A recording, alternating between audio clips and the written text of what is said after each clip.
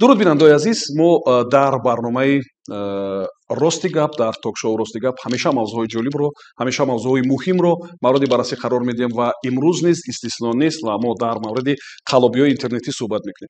Шояд шумо низ борҳо ба почтаи электрониятон ё ба кадом як мессенҷерҳои дигар ҳамин гуна паёмҳоро гирифтем, ки фалон тағои шумо дар фалон кишвари намедонам африқоӣ ё амрикоӣ вафот кард ва намедонам чанд миллион доллар ё евро барои шумо мерос гузошт ва барои гирифтани он шумо иқдом кунед ва фалон маблағро бояд анҷом бидиҳед ё барои мо бифиристед. ё ба ин монанд қалобиҳои дигарам шумо дар интернет мушоҳида мекунед. махсусан онҳое ки чизе мефурӯшанд, шояд борҳо бо ин гуна қалобон рӯбарӯ шуданд. ва чизи бисёр таассуфангез ва аламовар ин аст, ки бо доштани ин қадар технология барои иттилоъ, бо доштани интернети озод, масалан дар мавзӯъҳои гуногун аз он ҷо маълумотро пайдо кардан мумкин аст, бо доштани хуб то ҷои донишҳои молиявӣ моро фиреб медиҳанд ва шумори онҳое ки воқеан аз ин қалобон фиреб хӯрдан хеле зиёд аст ва бисёр мутаассифона ки дар байни онҳо иқтисодчиҳо ҳам ҳастанд, намояндаҳои касбу кори гуногун ҳам, ҳатто журналистон аз ҳамкасбони мо ҳам ҳастанд, ки фиреби ҳамин гуна ширкатҳои қалобиро хӯрданд. хуб рост аст ки онҳо аз баъзе ҳила ва усулҳои нав ва замонавӣ истифода мебаранд. рост аст ки онҳо технологияи навро ки бар зиёни инсоният истифода мебаранд. рост аст ки онҳо шояд донандаи бисёр хуби фановариҳои нав ҳастанд. мо бояд чӣ кор кунем дар ин ки рӯбарӯи ин гуна қалобиҳо мо чӣ гуна аксуламал бояд нишон бидиҳем? мо аслан дар ин мавзӯъ суҳбат мекунем ва барномаи мо ба 3 қисмат тақсим шуда ва умедвор ҳастам ки аз ин барнома шумо чизе барои худ хоҳед гирифт. мақсади ин барнома ҳамин аст, ки дар маҷмӯъ моро фиреб надиҳанд ва шумораи онҳое ки ба қалобӣ машғул ҳастанд ё онҳое ки ба қалобӣ машғул ҳастанд бо як дониши бисёр қавии молиявии мо рӯбарӯ шаванд. хуб саволи аввали ман ин аст, ки чаро маҳз вақтҳои охир қалобиҳо тариқи интернет афзоиш меёбанд, зиёд мешаванд? ин ба назари шумо нишони чӣ буда метавонад? ташаккури зиёд. дуруст қайд кардед. яке аз масъалаҳои ҳассос ва доғи рӯз ҳам гӯем хато намекунем, ин ба маротиб зиёд шудани фаъолияти қалобон дар фазои маҷозӣ ё дар интернет мебошад, ки бо тавассути ҳар гуна амалҳо ё ҳар гуна воситаҳо яъне ки маблағҳои мардумро тасарруф карда истоданд. худи қалобӣ дар интернет ин воқеияте аст, ки моро албатта фаро гирифтааст ва ин танҳо дар тоҷикистон набуда қариб дар аксарият аз кишвари ҷаҳон яъне ки аллакай фаъолият доранд. ва бояд қайд намуд, ки худи корбарӣ бо интернет гарчанде дар солҳои пеш низ, яъне қалобӣ дар интернет солҳои пеш низ кам набуд, аммо бинобар сабаби оне ки дар ҷумҳурии Тоҷикистон шояд истифодабарӣ барои интернет ё худи мизоҷон яъне ки интернет истифода мекарданд шояд кам буданд ё ки маҳдуд буд. ҷалби қалобон яки ҷалби шаҳрвандони ҷумҳурӣ ба амалҳои қалобӣ кам ба назар мерасид. айни замон ки хурду бузург яъне дастрасӣ ба интернет дорад ва қариб ки бисёри вақти холи худа дар сомонаҳо мегузаронад, албатта ки аз он видеороликҳои қалобон дидан мекунанд, аз он барномаҳои сохтаи қалобон яъне ки ворид мешаванд ва албатта ки ба доми фиреби қалобон меафтанд. ва албатта агар мо дар бораи худи намуди зоҳирӣ амон сомонаҳо агар сухан гӯем, қариб ки ҳамаи онҳо як ранг ҳастанд. яъне метавон якчанд адади онҳоро барои мисол пешниҳод намуд. албатта яке аз онҳо ин яъне гирифтани даромад барои шаҳрвандони ниёзманди Тоҷикистон. хуб бубинед, аллакай аз ҷониби ширкатҳои бонуфузи хориҷӣ, яъне ки гӯё ки шаҳрвандони ниёзманди Тоҷикистон имконият доранд, ки тавассути яъне ки ҳамон ширкати хориҷӣ маблағҳои зиёд яъне ки даромади иловагӣ гиранд. ва албатта ин як дуруғи маҳз аст. ва агар мисол орем худи ширкати Газпром Инвест аз номи ширкати Газпром Инвест баромад намуданд ва гарчанде ки худи ширкати Газпром Инвест дар сомонаи расмии худаш вобаста ба яъне ки пешниҳод накардани чунин иқдом эълон карда буд, аммо мардум яъне ки ба ҳамон ролик ё ба ҳамон рекламае ки аз ҷониби қалобон гузошта шуда буд, яъне ки бовар карда маблағҳои зиёди худа яъне ки ба қалобон супориданд. масъалаи дигар бошад ин аз ҷониби шахсони бонуфуз, яъне ки шахсони сиёсатмадори худи ҷумҳурии Тоҷикистон ва аз ҷониби яъне ки сарватмандони хориҷӣ ба монанди Илон Маск ё Алишер Усмонов ё ин ки дигар яъне ки шахсони шинохта видеороликҳо омода карданд, ки яъне ки шаҳрвандони Тоҷикистон метавонанд як даромади иловагӣ гиранд. ва бо ин роҳ аллакай тавонистанд ки мардума бисёр фиреб кунанд. Масъалаи дигар бошад ин гирифтани даромади ҳалол. аллакай мо шумо чанд ба фикрам бисёр шоҳиди ин ҳолат ҳам будем, яъне ки маблағгузори исламӣ ҳатто бо ин роҳ ҳам тавонистанд маблағи зиёди мардума тасарруф кунанд. ҳолати дигар бошад, яъне ки таъмин кардани ҷойҳои нави корӣ. хуб бубинед, агар шаҳрвандони муҳтарам агар ки ҷои кор мекобанд, инҷа вазорати идораҳои дахлдор ҳастанд ки танҳо дар худи сомонаҳои расмии худ, яъне ки агар ҷои кор бошад эълон мекунанд. лекин худи қалобон бошанд, тавассути ҳамон видеороликҳои худ яъне боз менависанд ки шитобед ё 5-10 ҷои дигар мондааст, яъне ки мардум вақте ки мебинад, яъне ки шаҳрванд дар ҳолати ҷустуҷӯи кор аст, вақте мебинад вориди он мешавад ва ба доми фиреб меафтад. ва масъалаи дигар бошад ин, яъне ки иштирок дар биржаҳои гуногуни молӣ, яъне ки харид фурӯши асъору тиллову соату дигару дигар. яъне ки вақте ки вориди он барнома мешаванд, албатта ки барномаҳо сохта ҳастанд ва дар худи сомонаҳо ҷойгир карда шудаанд. танҳо ҳамон мизоҷ аст, худи ҳамон қалоб. ва он қалоб чӣ хеле ки метавонад ҳамон мизоҷа фиреб кардан мегирад, масалан 2000 монет, 3000 монет, ин ба асъори хориҷӣ мо мегӯем. ҳолатҳое ҳастанд ки то 10 то 100 ҳазор доллар шаҳрвандони ҷумҳурии Тоҷикистон маблағ гузоштанд ва дар ниҳояти кор, яъне ки ба сифр баробар шудааст маблағҳои онҳо. ва бубинед, вақте ки садоҳо зиёд мешаванд, худи қалобон, яъне ки намуди нави қалобиро, яъне ки ёрии ҳуқуқӣ пешниҳод карданд. яъне ки бо пешниҳоди хуб ширкатҳои адвокатӣ, яъне ки тавонистанд бо дуюмбораву сеюмбора ҳамон мардуме ки зарар диданд, яъне ки маблағи калони молӣ монданд, яъне ки дубораву себора аз онҳо маблағ гирифтанд ва ин кор то ҳол рафта истодааст. бинобар ин аз мардуми арҷманд хоҳиш ба амал меорем ки, яъне ки ба он видеороликҳое ки ҳавасмандкунанда ҳастанд ворид нагарданд ва маблағҳои худа эмин нигоҳ доранд. ман фикр мекунам ки инҷо ду сабаби асосӣ аст, чун аз суҳбат аз шарҳи шумо бармеояд, ба назари ман ки ду сабаби асосӣ аст. аввал ин ки мо онҳое ки фиреб хӯрдаанд дониши заифтари молиявӣ доранд ё маълумоти молиявӣ камтар доранд, ва дуюм ин ки мо технологияи муосира истифода бурда наметавонем. ҳар чӣ ки дар интернет дидем, фикр мекунем ки ин дуруст аст. назари шумо чӣ аст? акай Талат, агар шумо микрофон ҳаст, то кадом андоза масалан доштани донишҳои технологӣ, донишҳои фановариҳои нав ва маърифати молиявӣ боиси аз миён бурдани ин ҳолатҳо мешавад? ташаккури зиёд барои саволи гузошта шуда. дар ҳақиқат имрӯз вақте ки мо бо ҷавонон ё ки бо мардум муошира мешавем дар бораи технологияи иттилоотӣ ва коммуникатсионӣ гап мезанем, мо ҳамчун ташкилоте ки омӯзиш мегузордем, ба ҳайрат мешавем ки баъзе чизҳои аз назари мо оддиро мардум намефаҳмад. барои чӣ? чизи оддӣ вақте ки ман аз назди ягон бонк мегузарам, мебинам ки ягон мусафед, нафақахӯр ё ки ягон пиразан як касро илтимос мекунад ки ҳамин пули манро аз банкомат гирифтате. шукронаи худо ки он ҷавононе ки ёрдам метиҳанд, онҳо қалоб нестанд. вале дар ҳамин ҷода бояд гап зад ки имрӯз дар технологияи ҳозирае ки имрӯз пайдо шуда истоданд ва рӯз аз рӯз афзун ёфта истоданд, ин чизро мо бояд ҳар рӯз омӯзем. ва албатта на ҳар як инсон, албатта на ҳар як одам имконияти ҳамаи ин чизҳоро омӯхтан дорад. фарз кардем, ман фикр мекунам ки дар ҳамин раванд мувофиқи консепсияи бехатарии иттилоотӣ ки соли 2008 вай аз нав таҳрир шуда буд, дар ҳамон ҷо бисёр хуб навишта шудааст ки чӣ тавр мо бояд иттилоотро ҳифз кунем. аз тарафи дигар на ҳама медонад ки ҳамин иттилоотро аз куҷо ёбем. ва аз нуқтаи назари шахсан ман фикр мекунам ки ана ҳамин асосҳои бехатарӣ дар истифода бурдани технологияи информатсионӣ ва коммуникатсионӣ бояд дар раванди таълим аллакай аз мактаб оғоз шавад дар фанҳои информатика.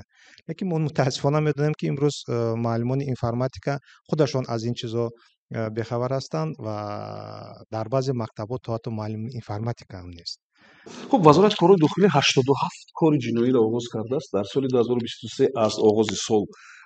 ва оле ягон омор дар даст ҳаст ки масалан онҳо чӣ ҷазо диданд ва чӣ хел шумо тавонистед масалан муайян кунед ва шаҳрвандон чӣ хел ба шумо муроҷиат мекунанд? бевосита меоянд ё ба воситаи интернет ё чӣ?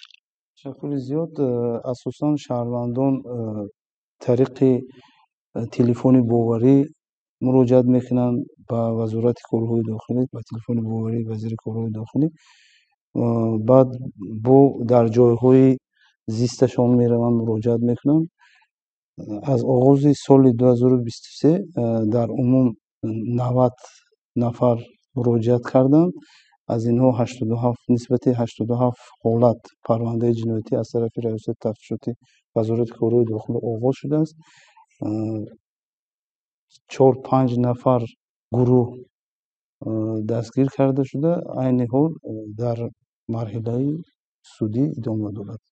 گروهی که دستگیر شدن اونها در داخل تاجیکستان بودن؟ بله، در داخل تاجیکستان بودن. در داخل آنها زنها هم هستند که به همین خلابی مشغول میشن. خب این احساس میشد که نسبت به سالهای گذشته کیبرجنایت ها زیاد میشوند؟ سالهای پیشتر کمتر بود، حاضر افزایش یافته است. خب من وزارت کارهای داخلی همین گونه اصولهای نو یا دستاوردهای نو یا نمیدونم کدام فناوری‌های نو رو برای دستگیر کردن معین کردن اینا استفاده میبرد. یعنی که ما اما بعضی که داریم این برای مبارزه با کافی هست؟ برای مبارزه آنها کافی نیست، لیکن هرچند قدر که جنایتکار جنایت صادر میکنه با کارمندان مقامات باید پیشگیری کنه. بود راه‌های نو، واسطه‌های نوی معین کردن، آشکار کردن این حالت‌ها رو منتظم ما می‌آموزیم، کاربری میکنیم. مثلا متخصصانی ما میدونیم که اکثرا در اونایی که به خلابی مشغول هستند مخصوصا با واسطه اینترنت اونها در خارج هستند. عموما سیستم تیارکنی متخصصانی ما چقدر است؟ بچه‌های ما هم در خارج تیار میشوند یا که در داخل تیار میشن؟ در خارج هم تیار میشوند، در داخل هم تیار میشوند. اینجا بیننده عزیز در مورد استفاده از چهره‌های معروف اشاره شد و کارمند بانک ملی در این باره گفتند که بعضی چهره‌های معروف هم استفاده میبرند. از اون جمله یکی از مؤسسان الف بانک نیز همین گونه مورد سوء استفاده به قول اگر بگیم قرار گرفته بود و بعضی از مردمان باور کردند چون چهره او را دیدند، چون شناختند، چون میشناسند، میدونند و با صحبت‌ها آشنا هستند، بعضی باور کردند و نماینده الف بانک نیز اینجا هست. خب میخوام که شما با صحبتم باشین عکس العمل شما چه خیلی بود و آیا استفاده از نام یکی از مؤسسان شما با مزاجان شما اگر تأثیری بد رساند، باوری آنها را کمتر کرد بعد یا که فهمیدن که خلابی است؟ бале буд ҳамин хел ҳолате ки аз номи муассиси мо Абдулло Қурбонов эълонҳо паҳн мекарданд халобон ва бо воситаи он мардумро фиреб мекарданд.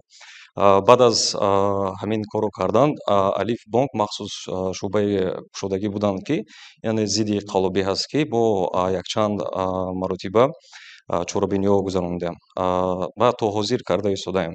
یعنی این شعبه تو بودن پیدا شدن این جنایت ها نبود این شعبه نه؟ شما با تازگی کشاده شعبه رو؟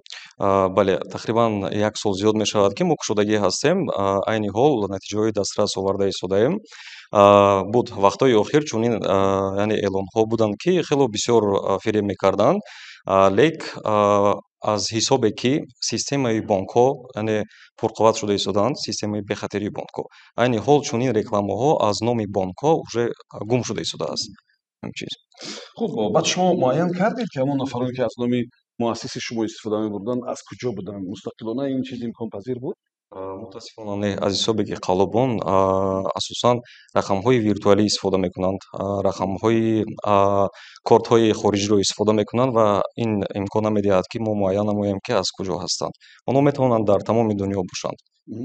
خب من از نماینده بانک ملی می‌خواستم که شما اگر مثلا مثال مشخص میتونین بیارین که از مراجعت شهروندان بود و شما تحقیق کردین و به خلاصه رسیدین که واقعا هم این خلابی است. بود یک مثال مشخص میتونین برای بینندگان ما نقل کنید؟ تشکر زیاد. البته مثال ها به نهایت زیاد هستند. دیپارتمنت مانیتورینگ مولوی نزد بانک ملی تاجیکستان که به واسطه مسئولی یعنی که جنایت های میباشد که مبلغ ها برای جنایت تصرف کردن میباشد و پیوسته و خودی در همون سامانه های خلابون کارمندان خودی دیپارتمنت وارد شده از آنها هم کارت ها میگیریم هم همون های موبیلی میگرفته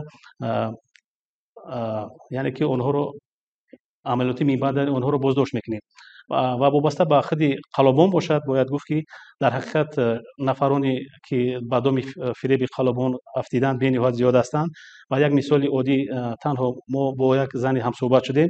вай шаҳрванд вақте ки вориди ҳамон яъне ки барномаи хариду фурӯши тилло мегардад, дар он ҷо доираи то 2000 хариду фурӯш мекунад. вақте ки яъне ки тамос мегиранд қалобон ба он кас, вайҳо пешниҳод мекунанд ки маблағи шумо басанда нест, барои гирифтани даромади иловагӣ шумо бояд ки як доираи то 5000 га маблағ ёбед ва яъне ки даромади бештар гиред. баъдан шаҳрванд мегӯяд ки мисол имконияти гирифтани маблағ надорам. худи қалобон пешниҳод мекунад ки шумо ҳамчун мизоҷи фаъоли мо ҳастед ва мо имкон дорем ки барои шумо $5000 яъне ки маблағ қарз диҳем. ва албатта ки маълум аст он ҷо барнома ҳаст. барнома ҳамон рақаме ки мисол шояд ҳамон шаҳрванд доираи то $4000-5000 дошт, аллакай 10000 мекунад она ва шаҳрванд доираи шояд ягон ҳафтаи дигар яъне кор мекунад ба он рақами будагӣ дар доираи 10000 яъне ки $10-12,000 мекунад пули худа. он бениҳоят сода аст. ҳамон мола қабул мекунед ва гӯё аллакай ба фурӯш мебароред. мисол агар $300 бошад, вақте шумо онро харид кардед, $320 гӯё ки аллакай онро шумо фурӯхтед ва $20 дар яъне суратҳисоби шумо зам мешавад. ва ба ҳамин монанд яъне ки маблағи он зиёд мешавад ва як ҳафта пас худи қалобон занг мезанад, мегӯянд ки маблағи бонка бозгардон. шаҳрванд мегӯяд ки ман ҳамон чизе ки дорам дар худи ҳамон суратҳисоб аст, доираи 10000 бошад, 12000 бошад. мегӯянд қалобон ки ин таъиноти ин дигар аст, яъне ки шумо аз бонк қарз гирифтед ва пули бонка бояд ки баргардонед. ва албатта ба он зан фишор ҳам мебиёранд ки мо шуморо ба суд метиҳем, шумо маблағ қарз гирифтед барнагардонед. шаҳрванд маҷбур мешавад аз бонк қарз гирифта, яъне ки маблағи уна месупорад, баъдан боз кора идома медиҳад. хаб дар ин давра шояд зан ягон доираи $200 маблағ аз дохил мебарорад, яъне ки аз он пули худаш ки мисол доираи то 4-5 аллакай 7-8000 мешавад, танҳо тавониста $200 баровардааст. ва пулҳои фақат дар рақам ҳастанд. қалобон онҳоро бо пули нақд иваз мекунанд ва барои фиреб мегиранд. ино ҳамаш молҳои ноаён ҳастанд, яъне ки гӯё дар фурӯш ҳастанд, яъне ки дар асл нестанд. ба хотири ки барномаи сохта аст, ба ғайр аз шумову қалоб дигар онро ҳеҷ кас намебинад. баъдан яъне ки боз пешниҳод мекунанд ки масалан як рӯз пас хариду фурӯши калон мешавад, шумо бояд ки дар он ҷо иштирок кунед. агар ки маблағи шумо ҳамин қадар набошад, боз иловатан зиёд мекунад. $2000 бояд ба он маблағ зиёд бошад. агар маблағи шумо барои мисол $15000 набошад, шумо аллакай иштирок карда наметавонед ва маблағи шумо ба сифр баробар мешавад. баъдан шаҳрванд маблағ намеёбад, ҳамин хела мешавад, маблағи он кас ба сифр баробар мешавад ва баъдан тамос мегиранд. худи чили қайд кардем дар саволи якум, адвокатҳо, яъне ки масъалаи ёрии ҳуқуқӣ занг мезананд, боз 2-3 маротибаи гар $500 то $1000 ин занро мегиранд ва ҳозир дигар намедонанд рости гап маблағ аз куҷо гирад ва умуман маблағ бозгардондани маблағ бениҳоят душвор аст. қариб ки ғайриимкон ҳам ҳаст, гӯем хато намекунем, ба хотире ки шиле ки намояндаи вазоирати корҳои дохилӣ низ қайд карданд, ин қалобон аз хориҷи кишвар фаъолият мебаранд ва маблағ умуман аз 2 карта ба 3-4 карта гузаронида мешавад ва яъне ки картаи ахирон яъне ки умуман ғайриимкон аст донистани он. ҳамин чизе бисёр муҳим аст ки барои бинандаи мо ҳам бисёр муҳим аст ки масалан мо бо системаи молиявии аксарияти кишварҳо ҳамкорӣ дорем. масалан дар мавриди баъзе санадҳои ҳуқуқӣ ҳам ҳаст, дар мавриди пешгирии маблағҳое ки барои терроризм сарф мешаванд ё пулшӯӣ, ин чизо ҳастанд. чаро мо ҳамин маблағҳоро бозпас гирифта наметавонем? нахоҳад ягон роҳш набошад? албатта дуруст қайд кардед. вақте ки қалобон ба ин роҳ мераванд, албатта ҳама ин масъалаҳоро меомӯзанд ва яъне ки роҳҳои инам меёбанд. мо ҳамчун мақоми кашофӣ аз ҷумҳурии тоҷикистон баромад мекунем, кашофии молиявӣ, ва дар дигар давлатҳо мақомотҳои кашофӣ низ ҳастанд. мо бевосита додугирифти маълумота ба роҳ монда ҳастем. дар масъалаи худи газпром инвест ки гуфтем, инҷа картҳое ки тавассути бонкҳои ӯзбекистон ё картҳои россия гузаронида шудааст, мо албатта муроҷиат кардем ва дар ҷавоб он маблағҳое ки тавассути бонкҳо гузаронида шудааст, яъне ки ба бонкҳои дигар, ба бонкҳои хориҷ, яъне ки ба бонкҳои давлатҳои африқо ё ки ба бонкҳои давлатҳои аврупоӣ гузаронида шудааст. яъне онҳо ҳамчун картҳоро чизе ки намояндаи вазорати корҳои дохилӣ қайд карданд, яъне ки аз дастрасии хеле кортҳои шаҳрвандони барои мисол ӯзбекистонро аллакай гирифтаанд ва тавассути кортҳои ӯзбекистон аллакай ба кортҳои бонки Россия ва аз бонкҳои Россия ба давлатҳои мисол арабию ва давлатҳои дигар мегузаронанд ки бозгардони онҳо бениҳоят мушкил аст. хуб шумо гуфтед ки онҳо ҳатто ҳам ширкатҳои қаллобӣ барои нафаре ки масалан мехоҳад аз барои мисол алифбонк пул бигирад ва гӯё ки дар он ҷо пул дорад, ҳатто баъзе справкаҳо, баъзе маълумотномаҳо, баъзе дархостҳои қалбакӣ ҳам ташкил мекунанд, не? албатта дар ин ҷо якча бояд қайд намуд ки бешак он шахсоне ки ба доми фиреби халобон меафтанд, онҳо бениҳоят зудбоваранд. вақте ки маблағ мегузоранд, баъдан он қадамҳои яъне ки халобон қадамҳои баъди онҳо барои гирифтани дуюмбораву сеюмбора зиёд мешавад, бояд ки ягон маблағ шаҳрванд гирад аз он яъне амалиётое ки инҷо анҷом медиҳад. баъдан онҳо барои ин кас яъне ки ягон намуди шаҳодатнома ё ягон ҳуҷҷат метиҳанд ки барои мисол дар мисол агар як шаҳрванд гӯем зиёда аз $30,000 яъне ки маблағ супурдааст, баъдан ба он кас як аз номи худи бонки миллӣ ё ки мактуб доданд ки шумо метавонед аз бонки мисол тиҷоратӣ рафта маблағҳоятонро гиред. лекин дар умуман дар бонки тиҷоратӣ маблағ нест, умуман ҳуҷҷатҳо қалбакӣ ҳастанд ва шаҳрванд куҷо муроҷиат карданашро намедонад. яъне ки онҳое ки ба қаллобӣ машғул ҳастанд, на фақат бо қаллобӣ агар онҳо дастгир шаванд, фикр мекунам ки якчанд банди дигари қонунгузорӣ бо якчанд банди дигар низ онҳо ҷавобгар мешаванд, не аз он ҷумла қалбакӣ сохтани ҳуҷҷатҳо. хуб аз нуқтаи назари ҳуқуқ ман мехоҳам ки ҳуқуқшинос ҳам ба суҳбати мо ҳамроҳ шаванд. ҳамин гуна нафарҳоро чӣ гуна ҷазо интизор аст ва ҳолатҳое ки масалан ҷазоро вазнин мекунад аз ҳаҷми маблағ вобаста аст ё нест? дар ин масъала дар кодекси ҷиноятӣ моддаи 247 аст қаллобӣ. ин модда дар диспозитсия гуфта шудагааст ки соҳиб шудан ба молу мулки ғайб ё ин ки ба даст овардани ҳуқуқ ба ин молу мулк бо роҳи фиреб ё ин ки сӯистифода бурдан аз боварӣ. дар ҳамин модда 4 банд ҳаст ки аз масалан банди якум гирем, унҷо масалан ҳаст ҷарима, ҳаст маҳдуд кардан аз озодӣ ва ҳаст маҳрум кардан аз озодӣ. ҷарима аз 250 нишондод барои ҳисобот сар мешавад, маҳдуд кардан аз озодӣ то 3 сол ва маҳрум кардан аз озодӣ то 2 сол. ин фақат банди 1. бо банди 2 ҳаст, банди 3 ва банди 4 ки пай дар пай барои масалан такроран ҳамин ҷиноятро содир кардан, барои масалан бо гурӯҳ ё ин ки бо маблағи то чӣ андоза маблағ зиёд мешавад, ҳамин қадар ҷавобгарӣ ҳам зиёд мешавад. ва банди охирин дар банди 4 ҷарима омадагӣ аст аз 2190 сомонӣ нишон дод барои ҳисобот то 12 сол аз озодӣ маҳрум кардан, аз 8 то 12 сол. барои ҳамин инҷа акӯ дидан дар кор ки масалан онҳо дар вақти фиреб додан ё ин ки ба боварии шахс даромадан кадом маблағро роянданд, бо кадом тарз, чанд нафар буданд, ҳама ҳамина масалан ҳаст шахсоне ки сӯистифода мебарад аз вазифааш, инҷа масалан ҷавобгариш бо дучанд зиёдтар аст. ҳама ҳамина дида баъд аллакай масалан ҷавобгарӣ ва ё муайян мешавад.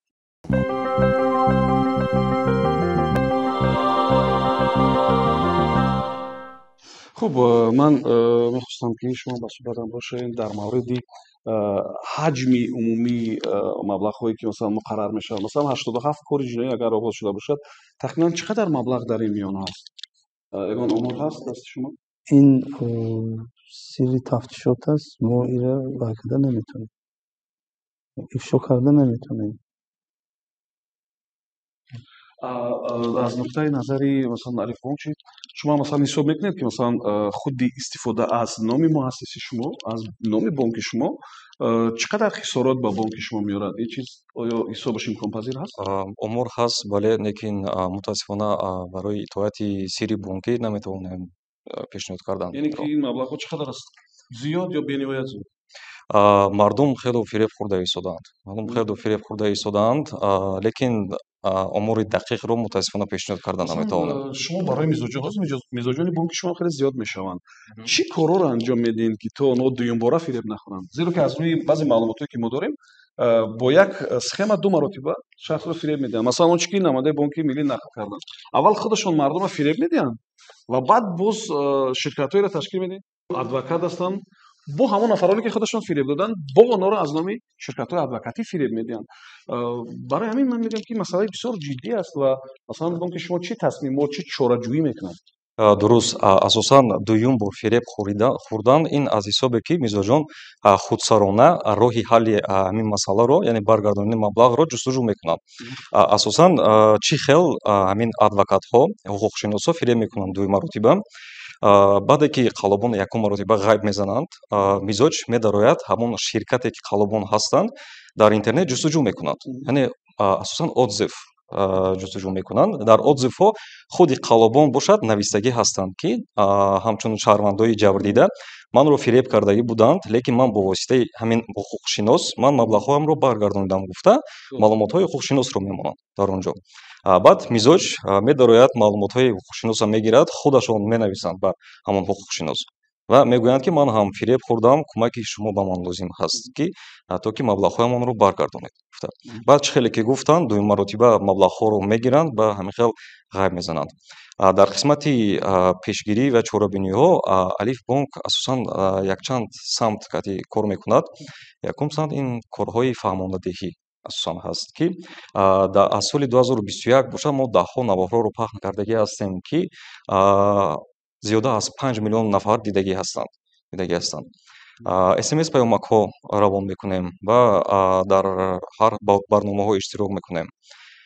Дуюм бошад, дуюм самте ки мо мубориза мебарем бо ҷиноят, бо қалобон, яъне ин пурқувват кардани системаи бехатарии бонк мебошад ки мо айни ҳол ду намуди системаи бехатарӣ дорем. Якташ система fraud мониторинга мегӯем, якташ device control мегӯем ки ҳар дуи ин системаи бехатарӣ бошад, аллакай тақрибан 90-95% қалобонро аллакай пешгирӣ карда истодааст.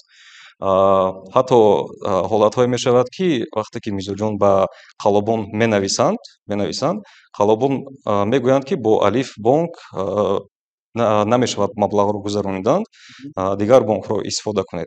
Аз ҳисобе ки системаи бехатарӣ пурқувват шуда истодааст. худи шумо масалан гуфтед ки як шӯъбаеро роҳбарӣ мекунед ки ба тозагӣ ташкил шуд, мубориза бо ҳамон қаллобӣ аст. Хуб худатон дар нақши масалан ҷабрдида кӯшиш накардем ки иштирок кунед? Мисли он ки баъзан кормандони оператива ҳамин корро анҷом медиҳанд, яъне мисли харидои контролӣ ҳасту, мисли баъзе чизои дигар, ин корҳоро анҷом надодем? Не, мо ҳамчун яъне нафароне ки мехоҳем ҳамчун ҷабрдида мо менависем ба ҳамон қалобон. Мо менависем, яъне ҳолатҳои қалобишон, схемаи худи қалобиро муайян мекунем, аз рӯи ҳамон схемаҳошон бошад барномаҳоро ба қувват мекунем. Оле ҳамон схемаи аз ҳама маъмули қаллобӣ кадом аст? Маъмули қаллобӣ чӣ хеле ки акам гуфтанд, асосан қаллобон бо таъсири психологӣ ва ба боварии мардум медароянд ва маблағҳояшонро тасарруф мекунанд. Яъне чӣ хел? Дар эълонҳояшон асосан қаллобон роҳи осони пул кор карданро ваъда мекунанд. Боз хело психолог ҳастанд қаллобон ки якчанд маротиба фиреб мекунанд. Ба монанди Газпром, Алиф Профит, Тесла ва дигар намояндаҳои машҳур рекламаҳо сар медиҳанд. Мардумро фиреб мекунанд, маблағҳояшонро тасарруф мекунанд. Аз ҳама қисми зиёди қаллобӣ чунин қаллобӣ аст. хуб аз намояндаи бонки миллӣ ман мехостам дар мавриди умуман, ба ҳар сурат барои ман ҳаҷми умумии ҳамон хисороте ки ба мардум мерасад бисёр ҷолиб аст. ягон умур дар мавриди масалан дар дунё ё дар минтақа ҳам нест? албатта чиро ки пешам гуфта гузаштем, ин қалобон гурӯҳ бениҳоят гурӯҳҳои зиёд ҳастанд ва ҳар кадом аз ин дар самти худ мардума ба фаъолияти қаллобӣ яъне ки ҷалб мекунад. дар ин ҷо дар алоҳидагӣ гуфтан мумкин, лекин дар умум маълумоти оморӣ нест. зеро агар шумо аз расонаҳои дигар огаҳӣ дошта бошед, вобаста мисол агар ягон пирамидаи молиявӣ бошад, танҳо ҳамон пирамидаи молиявиро мегӯянд ки мисол дар самти ҳамин мисол корбарӣ бо ҳамин пирамидаи молиявӣ наздики мисол чандин ҳазор нафар як зарари молиявӣ диданд. Дар тоҷикистон низ ҳамин хел аст. яъне он роликҳо рекламаҳое ки мисол мардума фиреб карда истодааст ва фиреб карда истодаанд, ҳар кадоме аз онҳо яъне дар самти худ фаъолият мебаранд ва худи бонки миллӣ дар ин самт албатта бо мақомотҳои ҳифзи ҳуқуқ ба ташкилотҳои қарзи молиявӣ корбарӣ дорад ва худ кормандони бонк ҳамчун мизоҷ низ вориди худи ҳамон барномаҳо мегарданд ва дар умум агар гӯем зиёда аз 700 суратҳисобҳои ёки кортҳои бонкии қалобон боздошт карда шуданд. аз ин 143 адад бо қарори суд ҳабс гузошта шуд ба ин суратҳисобҳо ва наздики 150 яъне ҳамёнаҳои электронӣ боздошт карда шуданд ва дар ҷамъу ҷамъ яъне ки зиёда аз 800 ҳам суратҳисобҳо ҳам ҳамёнаҳои электронии қалобон яъне ки боздошт карда шуданд ки умуман маблағ гузаронида намешавад. лекин мутаассифона қалобон боз роҳи навро ҷӯё шуда боз мардумфиребӣ карда яъне ки кортҳои шаҳрвандони тоҷикистон дастрас мекунанд, яъне ки аз номи шаҳрванди тоҷикистон баромад мекунанд ё ки боз пешниҳод мекунанд яъне кортҳои нави бонкӣ барои ба доми фиреб гардондани шаҳрвандон. хуб, намадҳои Душанбе Сити ҳам дар меҳмонии мо ҳастанд ва ман мехостам ки шумо ба суҳбат ҳамроҳ шавед, ба хотири он ки ду корти бисёр маъмуле ки дар миёни қалобон бисёр машҳур аст, онҳо истифода мебаранд. Якеш агар аз Алифбонк бошад, дигараш аз Душанбе Сити аст. хуб, чӣ таъсир расонд ва чӣ аксуламал шумо нишон додед ва чӣ тадбирҳо андешида мешавад ки то мизоҷони шумо бовариро гум накунанд? С вашего позволения буду разговаривать на русском языке. Спасибо большое. Как уже отметили, при переходе на безналичную оплату такой вид деятельности, мошенничество, вымогание денег у клиентов банка среди населения, это является, грубо говоря, уже обычным делом. Все банки уже максимально стараются минимизировать такой процесс именно вымогания денег среди своих клиентов, строит много разных барьеров, к сожалению, из-за которых становится все сложнее пользоваться банковскими услугами обычным клиентам. Но такие действия происходят из-за мошенничества. И мошенники больше всего, как и из опыта других более... Если, например, взять российских стран, там мошенники больше всего нацеливаются на Сбербанк из-за того, что является одним из самых крупных банков. И, как уже отметили, Альфбанк, Душанбе Ситибанк, из-за того, что является одним из крупных банков, мошенники больше всего будут нацеливаться именно на это. Но, как и другие банки, наш банк тоже максимально старается все больше строит барьеров для минимизации таких мошеннических действий, но, к сожалению, из-за, может, финансовой грамотности, низкого уровня финансовой грамотности или из-за того, что именно наш народ очень, как бы сказать, доброжелательный и, ну, грубо говоря, да, доверчивые люди, из-за этого попадаются на такие мошеннические действия. Ну, мы максимально уже стараемся, вот наш отдел маркетинга старается работать с населением, чтобы объяснить людям, что вот такие мошеннические действия есть, и нужно на это все попадаться, на уловки мошенников. Но, к очень большому сожалению, как уже отметили, как бы сказать, путем психологического давления все больше и больше мошенники уже, как бы сказать, все больше наглеют именно вот от имени очень крупных компаний, высокопоставленных чиновников уже разговаривают. Ну, из-за того, что находятся за рубежом, пытаются вымогать деньги у клиентов. устод, шумо ба як саволи дигари мо ҷавоб диҳем ки масалан вобаста ба ҷиноятҳое ки дар интернет содир мешавад, ман фикр мекунам ки фаврият бисёр муҳим аст.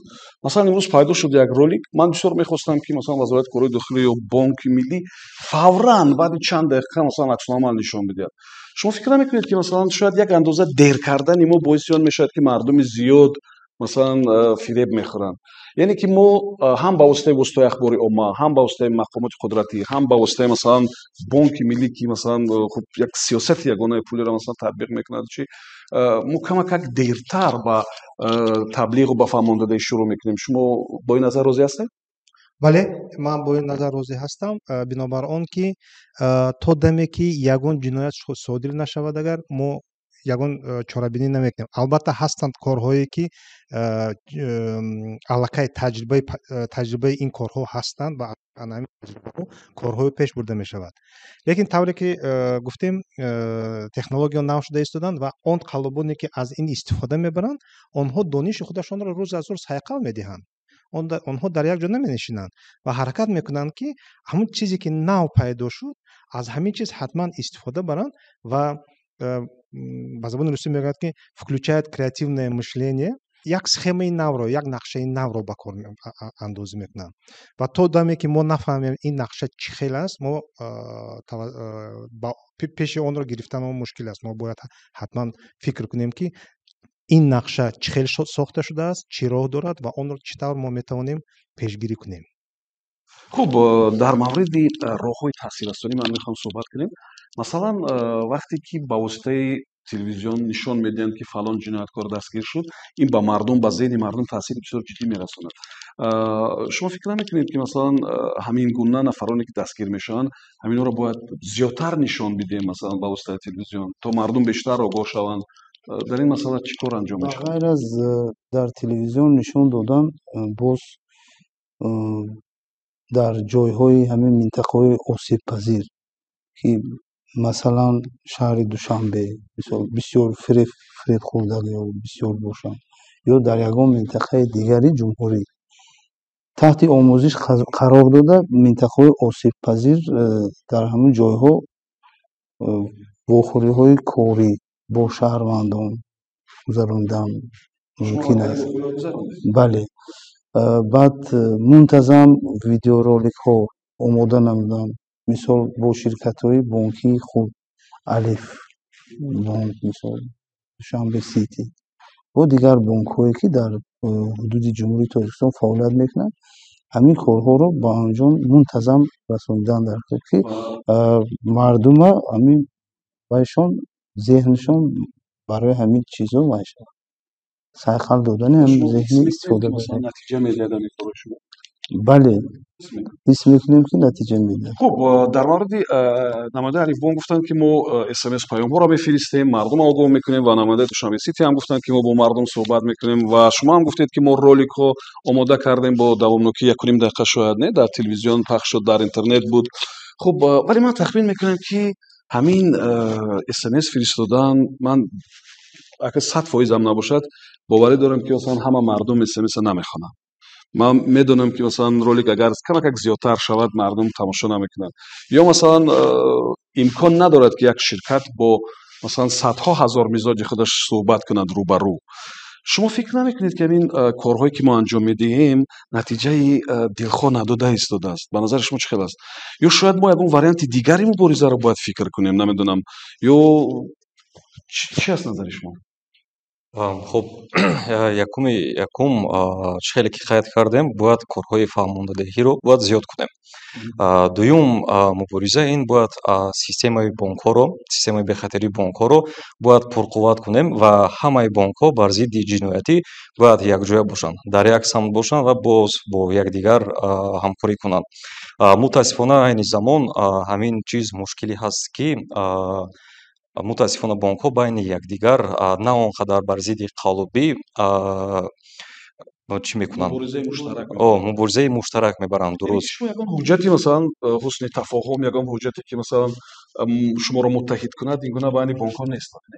Мутаассифона нест ҳозир ашбар, лекин мо ҳаракат карда истодаем ки бо ҳар яки бонкҳо корбарӣ кунем ва чӣ таҷрибае ки дар худ дорем пешниҳод кунем ки то ки якҷоя бар зидди қалубон мубориза барем. хуб, назари шумо чӣ аст ҳамчун намояндаи бонки миллӣ?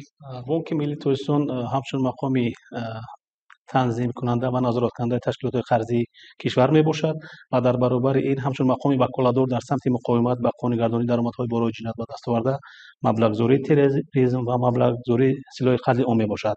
ва мо дар навбати худ хушери қайд кардан, мо албатта ҳамкории зишт дорем ҳам ба мақомоти ҳифзи ҳуқуқ, яъне бо мақомоти ҳифзи ҳуқуқ мо дастурамали ҳамкорӣ дорем ки бевосита дар дораи дастурамал ҳамкорӣ мекунем ва он амалиётҳои мисол амалиётҳое ки тавассути бонкҳо гузаронида мешаванд тавассути ташкилотҳои қарзӣ мо мунтазам яъне таҳлил мегузаронем ва ҳангоми доштани шубҳанокӣ ё ягон алоқамандӣ доштан ба он ҷиноятҳо мо албатта маводи ташаббусӣ омода карда ба мақомоти ҳифзи ҳуқуқ аз рӯи салоҳдид ирсол мекунем ва дар мавриди фаҳмондадӣ бошад албатта стратегияи миллии фарогирии миллӣ аллакай ба тасвиб расидааст ва бонки миллии тоҷикистон ҳамчун мақоми салоҳиятдор бо дигар мақомотҳои калидӣ дар самти яъне ки фаҳмондадиҳии авлӣ корбарӣ карда истодааст ва фикр мекунам ва устодам гуфтанд вобаста ба бештар фаро гирифтани мардум яъне ки дар самти молиявӣ некияция бояд қайда буд ки аксарияти касоне ки фиреб хӯрданд баъзан 2 то 3 илми олӣ дорад лекин мутаассифона зудбовар аст мардум бениҳоят зудбовар ҳастанд ба ҳамин хотир ба доми қалобон меафтанд ва маблағҳои худ аз даст медиҳанд. хуб мешуд ки ҳамин намояндаҳои ширкатҳои ҳамин бонкӣ пеш аз кушодани суратҳисоб ба мизоҷон ҳамин ҳолатҳоро ҳам мефаҳмонданд. агар акун хай ҳоли дер нашудааст ҳоли вақт ҳаст ки мисол ҳар як шаҳрванде ки муроҷиат мекунад бо мақсади кушодани суратҳисоб хуб мешуд ки ҳамун шахси мустасаддие ки ба он суратҳисоб мекушояд ҳамин ҳолатҳоро ҳамаша мефаҳмонд. мисол бо хубтар мешуд ки ҳамин ҳангоми мисол омадани смс паёмак ҳамун рамзам мисол уҷа нависондагие ки никому не сообщите даже сотруднику банка ҳамира агар оддӣ карда ҳамин соддафаҳм карда фаҳмонанд агар шояд ҳамин чизҳо аз байн меравад. лекин ин ҳам аз байн равад бо дигар ҳолатҳо ҳастанд ки ҳоли минбаъд мумкин ки ба ҷумҳурии мо ҳам ҳамин чизҳои бо дигар намудҳои қаллобӣ фарогир мешавад ки айни замон мо аллакай таҷрибаи хориҷаро ҳозир омӯхтистем. хай агар бо ихали вохӯриҳоро бисёртар ташкил мекардем бо хубтар мешуд минбаъда бо дигар намуди қаллобҳо ҳоли ба ҷумҳурии тоҷикистон ворид нашуданд лекин дар назар аст ки ворид шаванд. хуб як чизи дигар пеш гапро бахшиш мепурсам. барои мисол намояндаи бонки миллӣ гуфтанд ки мардум маҷбур мешавад ки барои қонеъ кардани талаботи қаллоб ки масалан гуфтааст ки 5000 дигар шумо пешниҳод мекунед барои ки пули банка бояд баргардонед ино мераванд аз бонк қарз мегиранд ва мераванд пули қаллоба месупоранд. масалан намешавад ки худи намояндаҳои бонк ё ташкилоти қарзе ки қарза медиҳанд худи таъиноти қарза дуруст мушаххас кунанд ки масалан барои чӣ қарз мегирад. масалан яъне ки инҷа як нобоварӣ ба фикрам нисбат ба муассисоти қарзӣ аст ки онҳо намегӯянд ки ман барои супоридани маблағи фалон ташкилот ё ба воситаи интернет қарз мегирам. агар мегуфт фикр мекунам ки намояндаҳои бонке ки қарз медиҳанд роҳат метавонистанд пеши роҳи ин ҷиноята бигиранд. ам хеле аст. албатта масъала дигар аст ба хотире ки худи ҳамон шаҳрванд ки ба ин доми қалобон афтидааст кӯшиш мекунад ҳатто хонаводаи ӯ нафаҳмад. вақте ки вай қарз мегирад он албатта ки он талаботи қарзӣ ҳаст уна риоя мекунад чи аз лиҳози ҳуҷҷат бошад чи аз лиҳози дигар бошад шояд он ҳамаи он талаботе ки мисол барои гирифтани қарз ҳаст он шаҳрванд риоя мекунад ва ташкилоти қарзӣ бошад дар навбати худ яъне ки вақтҳои охир ягон ҳолати қариб нашудааст ки қарза бе ягон ҳуҷҷат ё ки бе ягон асос гирифта ба мардум тиҳад. яъне ки шахсоне ки ба доми фиреб меғалтанд онҳо яъне ки қисман медонанд ки ба доми фиреб афтидаанд лекин кӯшиш мекунанд ки то дами охир яъне ки кӯшиш кунанд ки маблағҳое ки супориданд бозпас гиранд. ба ҳамин хотир ин ҳолатҳое ҳастанд ки яъне ки танҳо худи ҳамон ҷабрдида медонад қалоб. хуб тасаввур кунед ки фарду баъди ҳамин барнома ба намедонам касе навиштанд ба телефони касе паём омад ё ба почтааш навиштанд ё ба мессенҷер. хуб агар масалан хоҳад ки ба бонки миллӣ муроҷиат кунад чӣ кор бояд кунад? ба кадом рақам бояд занг бизанад? куҷо биравад? чӣ кор кунад? мо ростӣ дар бонки миллии тоҷикистон телефонҳои яъне тамос ҳаст. онҷа идораи махсус ҳаст ки бевосита бо мизоҷон корбарӣ мекунад. дар худи сомонаи бонки миллӣ ҳам ҷойгир аст. метавонанд ҳама вақт тамос гиранд ва аз ҳолати кор яъне ки огаҳ бошанд. идораи хидматрасониҳои молиявӣ ҳаст дар бонки миллӣ ки бевосита бо мизоҷон кор мекунад, метавонанд ҳама вақт муроҷиат кунанд ва ба саволҳои худ ҷавоб гиранд. хуб, ман мехостам ки ҳуқуқшиносон ба суҳбати мо ҳамроҳ шаванд. Шумо назари худро фаромӯш накунед, албатта баён кунед ва ҳам ба саволи мо ҷавоб бидиҳед ки то кадом андоза масалан муассисоти молиявӣ ва ҳама ҷойҳои дигаре ки бо ҳуҷҷатҳои мо кор мекунанд барои нигоҳ доштани махфияти ҳуҷҷатҳои мо масъул ҳастанд ва мо оё метавонем ки аз рӯи онҳо шикоят барем ки масалан онҳо масалан маълумоти моро ба нафари сеюм доданд ва аз нуқтаи назари қонунгузорӣ ин чӣ хел танзим мешавад? раҳмат. аввал ба саволи шумо ҷавоб медиҳам, баъд нуқтаи назари худро мехостам гап занам. бинед ки мо 2016 агар хато накунам қонун қабул кардем дар бораи маълумоти шахсӣ. дар он ҷо гуфта шудагиаст ки яъне ки ягон шахс ҳуқуқ надорад ки маълумоти шахсии шахси дигарро ба ягон каси дигар ва шахси сеюм бидиҳад. махсус ин тааллуқ дорад ба бонкҳо, ба ҳамон компанияи мобилниҳо ки зиёдтар инҳо бо маълумоти шахсӣ кор мекунанд. яъне ки вақте ки мо сим-корт мегирем ё ин ки картаи бонкӣ мегирем, ҳатман маълумоти шахсии моро ҳамин ташкилотҳо ба базаи худшон ворид мекунанд ва дар он ҷо бояд ҳамчун махфӣ нигоҳ доранд ва ба ягон кас бе иҷозати мо бояд паҳн накунанд. ва афсус ки мо масалан мебинем ки ҳаст ҳолатҳое ки масалан ман аз бонки масалан Алифбонк масалан мизоҷони ҳамин бонк ҳастам, лекин дар дигар бонк ман ягон масалан на мизоҷонам, ягон хизматрасонӣ ба ман карданд.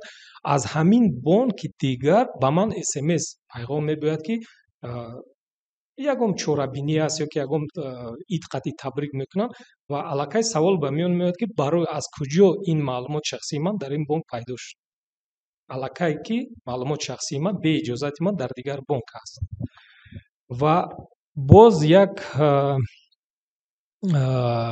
қинигарӣ дар он аст ки дар кодекси ҷиноятӣ баъд аз қабул кардани ин қонун то ҳол ҷавобгарӣ нест. ҳаст дар масъалаи паҳн кардани маълумот дар бораи ҳаёти шахсӣ, лекин дар масъалаи маълумоти шахсӣ ҳеҷ чиз гуфта шудагӣ нест ки дар соли 2016 баъд аз қабул кардани ин қонун бояд ҳатман тағйири дулова ба кодекси ҷиноятӣ ворид мекарданд ҳамчун ҷавобгарӣ ё ки маъмурӣ ё ки ҷавобгарии ҷиноятӣ бояд пешбинӣ мекарданд. то ҳол масалан ин ҷавобгарӣ дар кодекси ҷиноятӣ мон нест. масъалаи фикре ки ман масалан дорам, ҳозир он чизе ки мо гуфтаистем танҳо дар масъалаи як ҳолат гуфта истодаем, ин масъалае ки бо бонк алоқамандӣ дорад, яъне кибер ҷиноятҳое ки бо бонк бо фаъолияти бонкӣ алоқамандӣ дорад.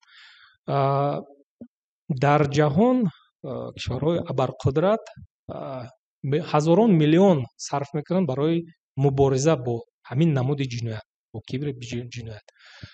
ман рости гап намедонам дар Тоҷикистон кадом маблағ истифода бурда мешавад, лекин аниқ гуфта метавонам ки бе маблағ мубориза бо ҳамин намуди ҷиноят мушкил мешавад ва на танҳо бояд мақомотҳои ҳифзи ҳуқуқ бо ин мубориза баранд ва бонкҳо. бинед ки инҷа мо бояд пеш аз ҳама гӯем ки он чизе ки намояндаи бонки миллӣ гуфтанд ки шахсе ки 2 диплом дорад ба ҳамин доми фиребгаро қалбгаро ғалтида, инҷа мо набояд ҳозир бо диплом ина санҷему бо диплом баҳо диҳем. ҳатман мо бояд ҳозир саводи расонаӣ гап занем, саводи рақамӣ гап занем, ҳуқуқи рақамӣ гап занем, барояш ки ин мафҳумои нав аст ва ин шакл масалан он чизе ки ҳозир мо масалан шакли наве ки мафҳуми наве ки истифода бурдем, аллакай ҳамина ҳозир истифода бурдаистанд қалобо. масалан мо саводи расонаӣ надорем, вақте ки дар ҳамон шабакаи иҷтимоӣ ё ки почтаи электронии мо ягон пайғом мебиёяд, мо аз ҳисобе ки саводи расонаӣ надорем, мо метавонем ба доми онҳо ғалтем. аз ҳисобе ки саводи рақамӣ надорем, мо истифода бурдани ҳамон таҷҳизота наметавонем. аз ҳисобе ки мо ҳуқуқҳои рақамие ки нав аллакай зиёда аз 2-3 сол шуд мо дар ин масъала иттилоот паҳн карда истодаем. махсус ташкилоти мо ва ба ғайр аз ин боз коалитсия ҳаст дар масъалаи ҳуқуқҳои рақамӣ. ҳаминам на ҳама ҳуқуқшиносон медонанд ки ҳаст ҳуқуқҳои рақамие ки он чизе ки мо дар зиндагӣ истифода мебарем, ҳуқуқҳое ки мо истифода мебарем, ҳатман бояд дар фазои маҷозӣ ҳам ин ҳуқуқҳо ҳифз карда шаванд. ин ҳатман барои ки дар Созмони Милали Муттаҳид резолюция бароварда буд 2016 ва мо бояд мубориза барем. чӣ тавр мубориза бояд барем? бо намояндаи ҳифзи ҳуқуқ, бо журналистҳо, воситаи ахбори omma, бо ташкилотҳои масалан ҷамъиятие ки ҳаст, масалан дар ин масъала аз имкониятам истифода бурдан дар кор ва дастоҷамъона бояд мо дар масъалаи баланд бардоштани саводи расонаӣ, саводи рақамӣ, фаҳмондадии дар кор дар масъалаи ҳуқуқҳои рақамӣ ки зиёда аз шахсоне ҳастанд ки вақте ки ворид мешаванд ба интернет фикр мекунанд ки дар ҳаёти дар ҳамон фазои маҷозӣ онҳо дастнорас нестанд ва ба ягон чиз ҷавоб дода наметавонанд. яъне ки чӣ коре ки хоҳанд мекунанд ва ба ин ҷавобгарӣ кашида намешавад. ин як хатогӣ аст ки ҳамон ҳуқуқе ки мо масалан дорем ва ҳамон ҷавобгарие ки ҳаст, хоҳем нахоҳем дар фазои маҷозӣ ҳам ҳамон ҷавобгарӣ қатъи шумо ҷавоб метиҳед ва мумкин ки ҷавобгариш дучанд бошад. барое ки паҳн кардани иттилоот агар ки шахсро масалан таҳқир диҳед ё ки тӯҳмат кунед, аз истифода аз интернет ҷавобгариш дучанд зиёд аст аз оне ки шумо дар берун як каса таҳқир мекунед ё тӯҳмат.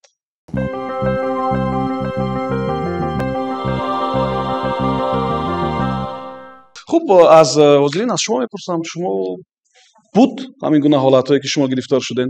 Оидин гуфта шумо ягон ҳолат набуд, надоштам, рӯпароам наштам. Ман як суол доштам. ҳамин смс паёмакҳое ки меояд, шумо дар кадом як гурӯҳи мамнӯе ки наворҳои порнографӣ доранд ҳамроҳ шудед ва шуморо ба ҷавобгарӣ мекашанд. барои он ки шумо аз ҷавобгарӣ раҳо ёбед ё озод шавед, рақамҳошонро равон мекунанд, рақамҳои Тоҷикистон. шумо метавонед ба ҳамин рақам маблағ гузаронед. оё оне ки аксҳои баъзе духтарона истифода мебаранд, мегӯянд ки шумо барои анамин аксҳотона пок кардан аз шабакаҳои иҷтимоӣ анамун кортҳошона мемонанд, кортҳо бо рақамҳои Тоҷикистон. чӣ хел баъд мебинанд, мисол оно шикоят мебаранд, мебинанд ки ҳамон нафароне ки ҳамин кортҳое ки бо рақамҳои Тоҷикистон истифода мебаранд ё ин ки рақамҳо, дар ҳоле ки мо сим-кортро мегирем бо шиноснома ё ин ки кортро мегирем бо шиносномаи тоҷикӣ, оно чӣ хел истифода мебаранд? тахминан 2 сол пеш ин хеле ҳолатҳо ба қайд гирифта шуда буданд. ин асосан аз хориҷи кишвар вай мешид. қалобон дар хориҷи кишвар истода ҳар гуна сайтҳои порнографии фейкӣ ба қайд гирифта дар ҳамун дохили сайтам назорат мекунанд. ҳамин кадоме ки дохили ҳамун сайтҳои порнографӣ мешавад, ҳамонро ҳамашона рӯйхати алоҳида карда баъд ба онҳо ҳар гуна смс паёмакҳо равон мекарданд ки шумо сайти порнография даромадино, тибқи қонуни ҷумҳурии Тоҷикистон шумо аз тарафи вазорати корҳои дохилии ҷумҳурии Тоҷикистон ҷаримабандӣ карда мешавед. дар муҳлати 3 шабонарӯзӣ ҷаримаро агар наспоред, шумо аз тарафи прокуратураи генералӣ ба ҷавобгарии ҷиноӣ кашида мешавед. гуфтагӣ анами хеле паёмак меомад дар ҳама. чӣ хеле ки мо қаблан дар суҳбати алоҳида гуфтем ки қалобон бисёртар суратҳисобҳои мизоҷони ҳамин бонкҳоро гирифта аз они худ карда истифода мебаранд. ҳамон маблағи пуле ки шумо ҳозир гуфта истодаем ки рақами суратҳисоби Тоҷикистон буд, ҳамон 2-3 суратҳисобҳои Тоҷикистонда маблағҳои пулеро аз мисол терминали интиқоли маблағ мегзаронанд пула, худи қалоб дорои ҳамон ҳамёнҳо аст, ҳамон худаш аз ин ҳамёни Тоҷикистон ба дигариш равон мекунад, баъд аз сеюмаш ба ҳамун вебмане ки мо қаблан мақомотҳои ҳифзи ҳуқуқи хориҷи кишвар қатъи ҳамкорӣ карда будем, ба ҳамон маблағи пулҳоро мегузаронад. ин ҳам аз дар иҷода ҳамун қалобоне ки дар ҳисоби шаҳрвандони ҷумҳурии Тоҷикистон мебошанд, ҳамоно ҳам истифода шудагианд дар ҳамин содир кардани ҳамин ҷиноятҳо.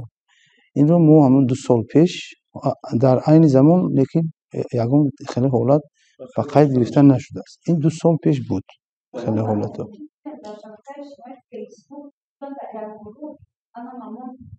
смс паёмро скриншот карда партофта буданд ки ҳамин паём омадагӣ ҳаст ва рақамҳошон ҳаст ки шумо маблағро метавонед дар ҳамон рақам партоед гуфта. ва ё ҳамин боист ки як вақт қалобон онҳоро ҳам фиреб дода буданд, рамзи онҳоро гирифта буданд ва ҳамон суратҳисобҳоро бо мақсадҳои қалобишон истифода мебаранд. Дуруст? бале. хуб, шумо марҳамат. чихеле ки шумо дар аввали барнома қайд кардед ки имрӯз дар масалан асосан фейсбук бисёр шахсони хориҷӣ масалан паём медиҳанд ки дар хориҷа фалон нафар вафот кардааст, чанд миллион доллар пули барои шумо мондааст ва ҳамнасаби худро дар Тоҷикистон пайдо кардааст, мехоҳад интиқол диҳад. ин дар бораи ин чӣ масалан суҳбат накардем.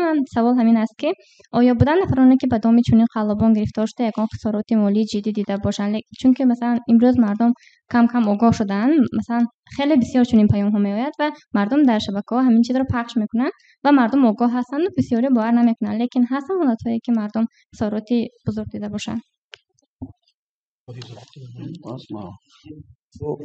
албатта ба қайд гирифта шудагӣ аст.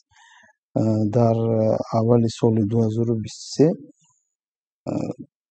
агар шояд ба ҳамаи иштирокчиёни ҳамин барнома ҳам паёмак омада бошад ки вас ждёт приз, гуфтани мисол сурати воситаи нақлиёт мондагӣ ки шумо мисол Toyota Corolla-ро буридед, гуфтагӣ ҳамхеле смс паёмакҳо дар як шав ба чанд ҳазор мизоҷ ҳамхеле паёмакҳо омадаги. вақте ки вориди ҳамун паёмак мешӣ ва вирус аст, вориди паёмак мешид, аллакай қаллоб бигӯем ҳам мешавад, хакер бигӯем ҳам мешавад, дохили аккаунтҳои ҳамун телефони мобилида ворид мешавад. баъд аз ҳамун аккаунтҳо маълумотҳое ки ба худ даркориро мегираду бар зидди ҳамун вай бо мақсади гирифтани ягон ҳамёни электронӣ ҳамин кора истифода мебарад. бале, ба қайд гирифта шуд. марҳамат. вобаста ба савол, яъне вобаста ба мерос мондану яъне ки як маблағи аз ким кадом шаҳрванди хориҷӣ бояд ба суратшори шумо гузаронад. ҳолатҳо албатта бениҳоят зиёд ҳастанд. то ҳол ҳам чунин эълонҳо омада истодааст, лекин бо назардошти оне ки шаҳрвандон ҳангоми маблағ супордан баъдан фаҳмиданд ки инҳо аллакай ба доми қалобон афтиданд, яъне ба мақомоти ҳифзи ҳуқуқ ва ё ба мақомоти дигар муроҷиат накарданд. ин ҳолатҳо бениҳоят зиёд ҳастанд. ман танҳо як маводи ки бевосита бо раёсати мубориза бар зидди ҷиноятҳои муташаккили вазорати кӯҳҳои дохилӣ корбарӣ карда истем мегӯем. мо вобаста ба ходи ҳамон Газпром Инвест яъне ки маводи ташаббусӣ кардем дар ҳамкорӣ бо мақомоти ҳифзи ҳуқуқ, лекин дар он ҷо танҳо як қисмати кӯчаки шаҳрвандон муроҷиат карданду халос. гарчанде дар дасти мо ҳамон рӯйхати шаҳрвандони фиребхӯрда ҳаст, лекин дар умум танҳо як доираи 1 миллион сомонӣ як шаҳрвандон ба мақомоти ҳифзи ҳуқуқ муроҷиат карданд, боқӣ монда муроҷиат накарданд. мо чанд нафари онҳоро низ тамос гирифтем. онҳо танҳо гуфтанд ки мо маблағ аллакай медонем ки ба дасти қалоб супоридем, мо муроҷиат кардани ҳам нестем, ба хотире ки яъне маблағ боз гирифтан бениҳоят мушкил аст. аллакай медонанд ва муроҷиат ҳам намекунанд. чунин ҳолатҳо бениҳоят зиёд ҳастанд. вақте маблағ меспоранд, баъдан аз рафиқон, аз дӯстон, аз расонаҳо мефаҳманд ки аллакай онҳо ба доми фиреб ғалтиданд, баъдан дигар ягон ҷо муроҷиат ҳам намекунанд. ман фикр мекунам ки доштани донишҳои молиявӣ бисёр муҳим аст. он чи ки шумо нақл кардед, смс муҳтавоша гуфтем ки шумо аз тарафи вазорати корҳои дохилӣ ҷарима мешавед ва прокуратура намедонам чӣ. яъне дар ҳамон ҷумлае ки шумо гуфтед, агар шахс яъне ки як дониши хуби иқтисодӣ молиявӣ медошт, мефаҳмид ки ҷаримаро вазорати корҳои дохилӣ таъин намекунад. یعنی که این وظیفه وزارت کار داخلی نیست جریمه را تعیین کردن و هم دیگه سود هست مثلا مقامات دیگر هست که شاید چیز جریمه برای شما تعیین میکند. یعنی که من فکر میکنم که داشتن دانش‌های مالیوی داشتن سواد رقمی بسیار مهم است. استاد شما در مورد جاری کردن همین فنا در درس گفتین با کدام راه امکان پذیر است همین؟ مثلا آیا امکان هست که از سال نو تحصیل مثلا یگان فن یگان مشغولیت در مکتب‌ها برگزار شود و شخصا مرکز شما چه کارا را میتواند انجام بدهد؟ ما حرکت میکنیم که در روند تعلیم خودمون در اون کارهایی که ما انجام داده استیم با اون نفرانی که با ما مراجعت میکنیم یا که با اون نفرانی که ما همکاری میکنیم نشان دهیم و گفته دهیم که کدام خوف‌ها هستند و کدام راه‌های این یا اون قلابی هستند. من میخواستم بر دوام اون سخنانی که گفته شده هستند اون نفرانی که با دوم همین قلاب‌ها هستند. من شخصا خودم شاهد اون بودم که یکی از علمان شناخته ما طوری که رنجیت گفتن نوابسته از دیپلم از چیز با چنین دوم یک چند سال پیش این تخمین 10-15 سال پیش با چنین دوم غلط دیدن و تا $1000 جبر دیدن. یکی از نمودهای قلابی социальная инженерия نام دارد. چکار کردن قلابان؟ بنابر آن که این علم شناخته است اول آموختن که او کی است، با کدام کارها مشغول است، چکار کارها را انجام داد، مقاله هاش را خوندن و مکتوب به پشت الکترونی فرستادن که گفتن که ما به نزدیکی در مملکت غرب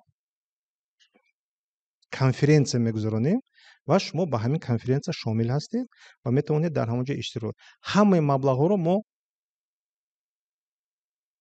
پرداخت میکنیم.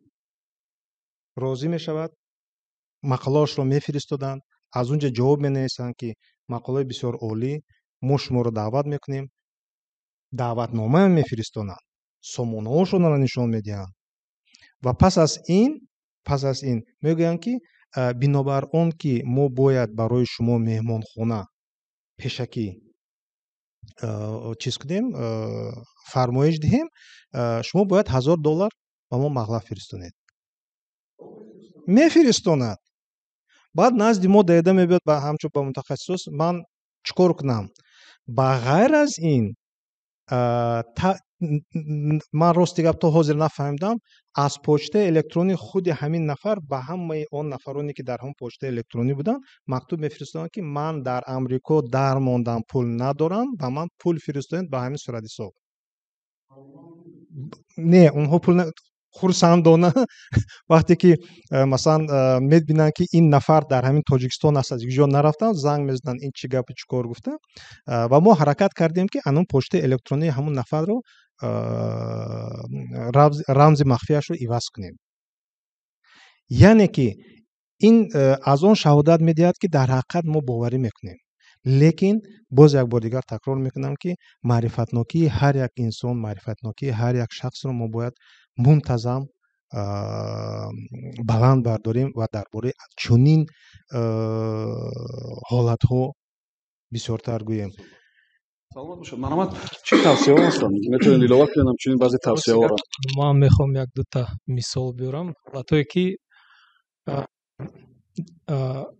روی داده بودند و در همین حالت همچون حقوق شناس اشتراک کرده بودم. در یک حالت علاقه دیر به من مراجعت کردم و در حالت دوم ما حقیقتا پیشگیری کردیم همین نمود قلابی رو. یکم حالت این بود خود متخصصی برنامه سازی وای خواست تکمیل دهد اختصاصی خود رو، یاد گیرد یک چند دیگر نمودی برنامه سازی رو و در اینترنت پیدا کرد در کدام مملکت دیگر یک تشکیلاتی که می توانستند با همون شخص مثلا همون درس‌های لازمی رو دهند با یک مبلغ معین. با آنها تماس گرفت، صحبت کردند و مبلغی که آنها طلب کردند قریب 6000 سوم همین مبلغ گرفته گذراند. بعدی که گذراند علاقه چند وقت پس معلوم شد که شخص گرفت و بعدی که مراجعت کرد از حساب که این فضای маҷозӣ шахс як шахс дар дигар фазо аз ё ҳам вақт сарфар мекунад, дар инҷа аллакай баргардондани ин маблағро имконият нест. ҳолате ки пешгирӣ кардаин чӣ хел буд? ҳолати пешгирӣ ин буд дар расонаи машҳури миллӣ ба почтаи электронӣ муроҷиат кардан меросхӯрони як композитори бузург ва аз номи ҳамин меросхӯро адвокати он муроҷиат кард ки шумо масалан мусиқии ҳамин композиторро истифода бурден беиҷозат ва агар ки шумо ба мон фалон маблағро равон накунед, мо ба муроҷиат мекунем ба додгоҳ. ва вақте ки мо таҳлил гузарондем, дидем ҳамон махсус ҳаст ташкилоте ки дар он ҷо ба қайд гирифта шудагиянд, шахсоне ки ҳуқуқи муолифии худро ҳифз мекунанд, дар он ҷо пайдо накардем ва дар вақти ки мо бо почтаи электронӣ бо онҳо гуфтугӯ кардем, мо бисёр такя кардем ба қонунгузории миллӣ ва ҳамон ҳуҷҷатҳои байналмилалие ки Тоҷикистон имзо кардааст. ва дар ҳамин ҷо мо бурд кардем, дар ҳамон вақте ки мо мисол овардем ва ба онҳо шарт гузоштем ки агар ки шумо розӣ набошед бо ҳамин ҳуҷҷатҳо ва бо қонунгузории миллӣ, метавонед омада дар Тоҷикистон бо шумо дар додгоҳ вомехӯрем ва баҳсро дар додгоҳ давом медиҳем. дар ҳамин ҳолат онҳо дигар гуфтушинро қатъ карданд ва дигар ба мон ягон муроҷиат накарданд. мактуб накард ва аҷоибиш он ки дар ҳамон мактуб замима кардан ҳуҷҷатҳое ки агар ки масалан шумо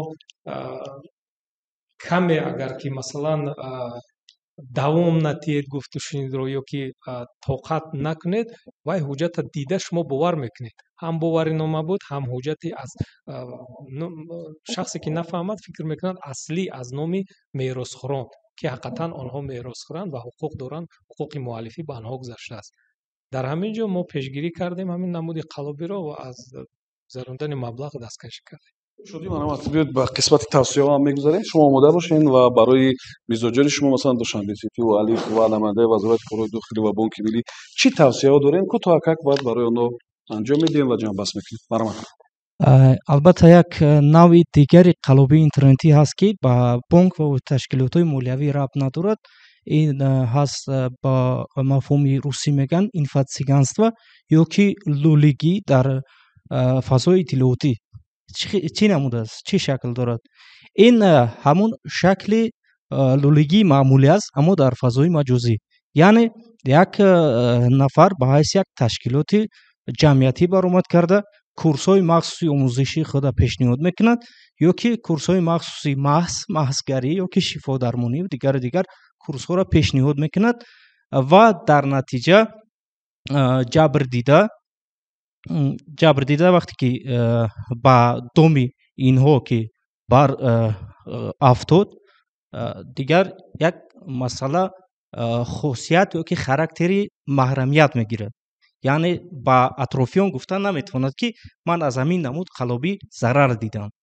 масалан тавре қаблан гуфтанд нафаре ки аз шакли қалобӣ порнографӣ чӣ мебинад, зарар мебинад, наметавонад ба ҷамъият рӯи шуд бигӯяд ки ман аз ҳамин намуди қалобӣ зарар дидам. ё ки намуди маъмулӣ ки дар худи ҳудуди ҷумҳурии Тоҷикистон маълум буд, гурӯҳи алоҳидаи блогерҳо дар ютуб сурат ҳисоб мекушоданд ва аз номи нафарони маъюб ё ки имконияташон маҳдуд буда расман ба номи худ пулҳои бачаҳои ғариба ба номи худ мегирифтанд. инам як намуд қалобӣ аст. инҷо камтар дигар хелтар ба қайд гирифта шудагӣ аст. маъюбон чӣ хеле ки ба ҳамагон маълум аст, дар барномаи видеохостингии ютуб ҳар гуна видеороликҳо мегузоштанд ки мақсад мисол якеш почаш маиб аст, якеш бо ягон узви бадани дигаш бемор аст. дар он ҷо дар зери видеороликҳо суратҳисоб ва рақами телефони мобилаш гузошта мешуд. баъд қалобоне ки дар хориҷи кишвар қарор доранд ҳамарӯза хай ба ё назорат мекунанд ин чизора, чунон ки кори ба ё ҳамин аст. дар вақти назоратбарӣ ҳамунҷа дар зери суратҳисоб бо рақами телефони мобилӣ ҳаст. тариқи чӣ барномаи месенҷери ватсап бошад, чӣ ҳамин рақами оддӣ қати бошад, аз хориҷи кишвар, асосан аз Федератсияи Россия занги телефонӣ мекунанд, ҳамдардӣ баён мекунанд ба маъюба. баъд мегӯянд ки хай моён як гурӯҳ бачаҳои хайрхоҳ маблағи пулӣ гузаронданем, ҳамин суратҳисоб дар дасти худатон аст, гуфта савол медиҳам. вае ки дар дасти худаш ҳаст, маъюб мегӯяд бале дар дасти худам аст. ба шумо 5 рақам мебиёяд, ҳамун рақамҳоро ба мо чӣ кунед, мегӯяд номбар кунед. қаллоб дар дигар мумкин телефони мобилӣ бошад ё ки дар компютер бошад, аллакай суратҳисоби вайро уже чӣ карда мемонад, ҳамин дар ҳолати аз сари нав ба қайдгирӣ тайёр карда мемонад. вақте ки ҳамун рамзро маъюб нофаҳмида медиҳад, аллакай суратҳисоб аз они худ мекунад, суратҳисоби маъюба аз они худ мекунад, маблағҳои пулиашро мегирад, баъдан бо дигар маъюба ба ҳамин гуна ҳолатҳо гирифтор мекунад. ин бисёртар ҳамин аз соли 2022 ҳамин ҳолатҳо бисёр ба қайд гирифта шудагиаст, муайян карда шуда ҷавобгариам кашидагиаст. хуб, чӣ тавсияҳо барои мардум медиҳем? имкони бисёр хуб дорем, масалан намояндаи Душанбе Сити, намояндаи Алифу ва аз шумо кӯтоҳ чӣ тавсияҳо? хуб, чӣ бояд кард ки ба доми қалобон бояд нағалтанд? Ризоҷон, аввалин дараҷа шаҳрвандон бояд донанд ки пули бедарду миён умуман дар ҷаҳон нест. дар ҳолате ки дар шабакаҳои иҷтимоӣ навор яъне рекламаҳое ки дар он ҷо роҳи осони пул кор карданро пешниҳод мекунанд, умуман бояд бовар накунанд. маълумотҳои шахсӣ, маълумотҳои кортҳо, смс рамзҳоро умуман бояд пешниҳод накунанд ба ҳеҷ кас. ҳатто кормандони бонк низ занг зада намепурсанд маълумотҳои корт ва смс рамзҳоро. бояд дар ин самт ҷиддӣ бошанд. тавсияи шумо чист? мо аз шаҳрвандони муҳтарам хоҳиш ба амал меорем ки умуман ҳангоми ворид шудан ба сомонаҳо, яъне ки ҳангоми дидани видеороликҳои хеле ҳавасмандкунанда, яъне ки вориди онҳо нагарданд ва умуман вақте ки гап сари маблағгузорӣ меравад, умуман ягон маблағ насупоранд, зеро ҳангоми супоридани маблағ аллакай он нақшаи қалобон оғоз мегардад ва аллакай қадамҳои минбаъда баъдан яъне ки идома меёбад. бинобар хоҳиш мекунем ки умуман ба ҳамун рекламаҳо ё видеороликҳое ки барои чӣ кор бошад ё барои гирифтани даромад бошад, умуман надавоянд ва яъне ки пайгирӣ накунанд. Ну, как уже отметили, нужно проверять, во-первых, достоверность информации, там рекламу какие-нибудь предоставляют о там, зарабатывании денег. Если взять, например, «Газпрома», то можно эту информацию проверить на официальном сайте. Но мошенники, как и уже сказали, не просто сидят, они тоже развиваются. Какие бы банки ни принимали противодействие против этих мошенников, они будут придумывать новые методы вымогательства денег. Ну, в общем, чтобы проверили достоверность информации и никому не предоставляли свои ни паспортные данные, ни банковские карты данные. рақам аст масалан ки метавонад мардум муроҷиат кунад ба вазоят корҳои дохилӣ? ба рақами телефони боварии вазири корҳои дохилӣ 221 21 21. хуб, бинадои азиз, имрӯз мо дар мавриди интернет-қаллобиҳо суҳбат кардем ва ин мавзӯи бисёр доманадор аст, мисли ки мо як пора аз ин мавзӯи бисёр доманадорро мавриди баррасӣ қарор додем ва чанд нуқтаи бисёр муҳима ман мехоҳам барои шумо ёдрас шавам ва шумоам фаромӯш накунед. аввалтар аз ҳама, яъне ки бисёр мехостем ки муассисоти молиявӣ дар ин самт متحد باشند و آنها یکجایی نیرو و پتانسیلی که دارند و فناوری هایی که هست یکجایی با مقامات دیگر بانک ملی برای مبارزه با این چیز روانه کنند و اشاره ها هم در بالا بودند. امیدوارم شما فهمیدید که ما چی را در نظر داریم. البته توصیه دیگری ما این است که مردم شما باور نکنید که کسی میتواند برای شما هم تو پول کلان بدهد. پول به درد میان در یگان جا نیست. کسی برای شما پول نمیدهد. همه آن حیله و نیرنگ هایی که هستند آنها محصول ایجادی همین گروه قلابان هستند و آنها به روان شما تاثیر میرسانند و این گونه تاثیر که شما باور میکنید. یعنی اصلا پول به درد میان نیست. این طور نیست شرکت در دنیا که مثلا شما $100 بدهید پگاه برای شما $500 بدهند. این کاملا دروغ است و شما به این باور نکنید.